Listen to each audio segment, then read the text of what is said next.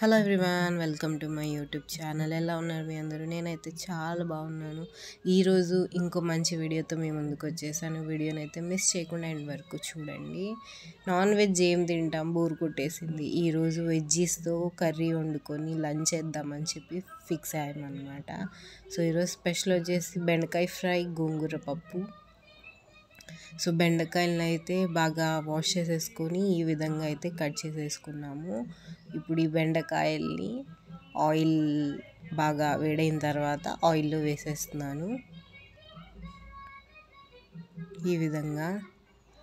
So బెండకాయ అంటే నాకు చాలా ఇష్టము, బెండకాయ ఫ్రై ఎస్పెషల్లీ.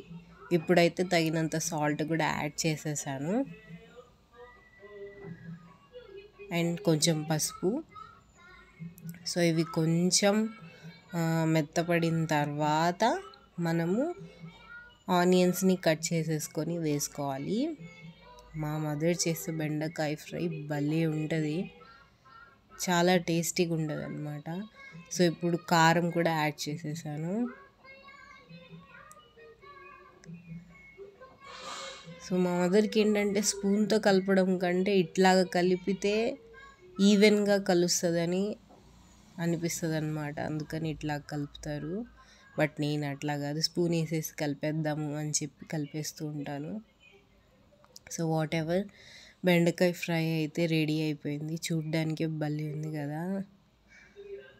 సో ఇంకో 5 minutes అలాగా వేయించుకుంటే బెండకాయ ఫ్రై రెడీ అయిపోయినట్టే. సో ఇప్పుడు మనం నెక్స్ట్ ఐటెంకి వెళ్ళిపోదాము. సో గోంగూరను అయితే బాగా వాష్ చేసేసుకోవాలి ఈ విధంగా. గోంగూర పప్పు అంటే మీలో ఎంతమందికి ఇష్టమో కమెంట్ సెక్షన్లో కమెంట్ చేసేయండి. సో ఇలాగా వాష్ చేసేసిన తర్వాత మనం పప్పుని ఆల్రెడీ వాటర్లో వేసుకుని పెట్టుకోవాలి, నానబెట్టుకోవాలి. సో దీంట్లో ఆల్రెడీ వాష్ చేసుకుని నానబెట్టుకున్న పప్పులో కొంచెం పసుపు, గ్రీన్ చిల్లీస్ అండ్ గోంగూర.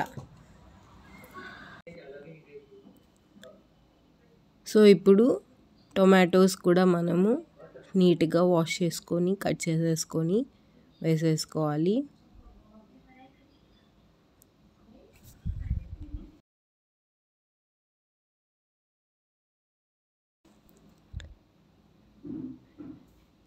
ఇప్పుడు కారం కూడా యాడ్ చేసేసుకొని కుక్కర్కి మూత పెట్టేసి మనం విజిల్స్ తెప్పించేసుకుంటే పప్పు రెడీ అయిపోతుంది. ఆ పప్పులో కొంచెం సాల్ట్ వేసేసి మనము ఈ విధంగా ప్రెస్ చేసేసుకోవాలి.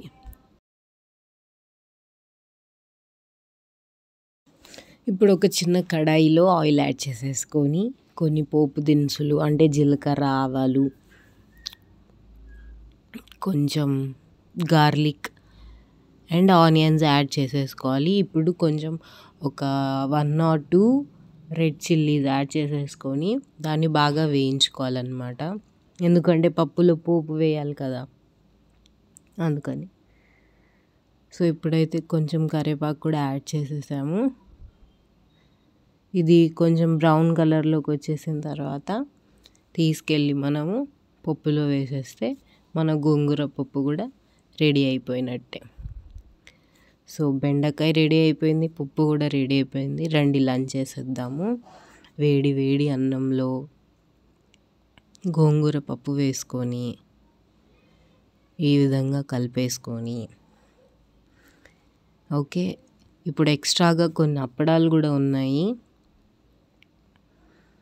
వేడి వేడి పప్పు ఒక ముద్ద తినేసి ఒక అప్పడం నోట్లో పెట్టేసుకొని